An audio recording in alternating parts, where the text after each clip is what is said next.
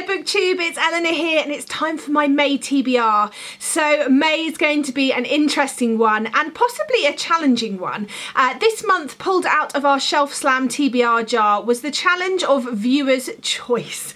So basically what this means is that the three of us Shelf Slammers and any of you that are participating have to get our viewers or our Twitter followers or somebody that is not yourself to pick. So if you haven't got any of those things, maybe it's a parent or a friend. So how I'm going to do it, because I know that we're all possibly going to be doing it differently, is I'm going to show you 5 books here in this video to get me started for May.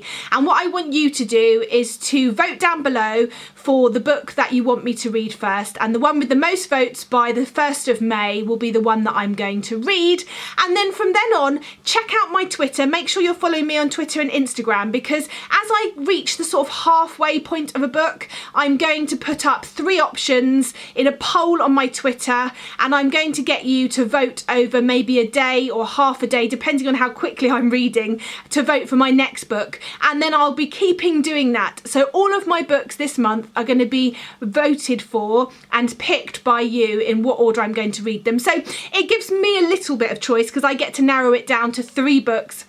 But it also means that the book I ultimately read next is one that you guys are interested in hearing me talk about and that you think I should read. So I'm quite excited, if a bit nervous, because I am one of those people where often if someone says, read that, or I say to my husband, oh, pick something out of these, the one he picks is always the one that I don't want to read. So we shall see. I'm hoping that it will be okay. But I'm going to start off, I'm going to show you the 5 books, tell you a little bit about them that are my first lot, and I want you to pick from those. So I will be picking maybe the first and second ratings, depending on like what I feel. So it might be that the first and second that get the most ratings will be through, or it might just be the one that gets the most ratings. But anyway, don't forget to comment down below for the book that you think I should read first.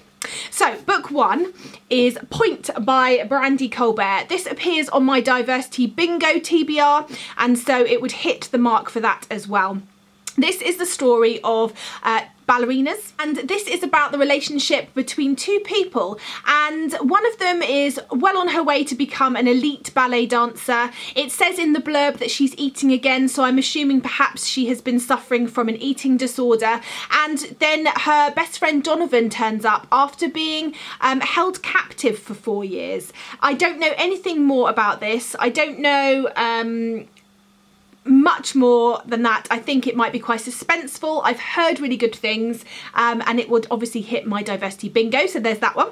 The next one to choose from is Blindness by Jose Saramago. I've wanted to read this for ages, and it sounds really interesting and possibly a little bit out of my comfort zone with its writing style. What Jose Saramago is doing in this book is he's looking at the effect of what would happen if everybody went blind. What would happen to society? What would happen to the way people treat each other and behave? He's taken something away from people, that ability to see things, and he's written a book based on what could potentially happen. I mean, it's fiction, obviously, but I think it will be an interesting look. Next up is the book that I got from a blind date book box, and that is Armistice by Nick Stafford. Again, a little bit out of my comfort zone, and also it's a wartime book. Not always my favourite, but you know, willing to give this one a try. This is set in 1918, and we find out that a young woman's fiancé is slain on the battlefields. She goes to meet up with some of his soldier buddies and discovers that possibly this wasn't the case, and maybe it wasn't the enemy that had killed him, and she starts to delve into this mystery and try and uncover what actually happened. Next is again one that's out of my comfort zone a little, because it does involve sort of a warlike theme, and that is Max by Sarah Cohen Scarley. This is one that's been on my TBR off and on for a long time, and I'm really interested in reading it, but for some reason I just haven't had that push to pick it up yet. So we've got Max, and he is the perfect baby. He's part of the Nazi eugenics program. He's been genetically created to have the perfect eye colour, to have the perfect look, the perfect skin, and he also from birth is going to be programmed in terms of what he thinks and believes to be the perfect Nazi. And this is, I believe, possibly where Max is learning, you know, whether he believes everything he's being told. And I suppose we're looking here at how much your own questioning abilities and your own intelligence and that side, how much that plays a role in the person you are. So yeah, I'm excited to read this one, and it won the English Pen Award. And then the final choice for you to pick from is Holding by Graham Norton. This appears, apart from one, to be a TBR, potential TBR of books that possibly I wouldn't pick up otherwise. So there you go. Because another thing that often puts me off books is if they're set in Ireland. There's no real reason for that. I haven't had much experience of books set in Ireland. Possibly this is because back in the day when I used to read a lot of romance, the ones set in Ireland I didn't really enjoy and were a bit twee, but that's a massive generalisation, and really unfair to a whole population for me not to read books set there. So this one is on the list. It is Holding by Graham Norton.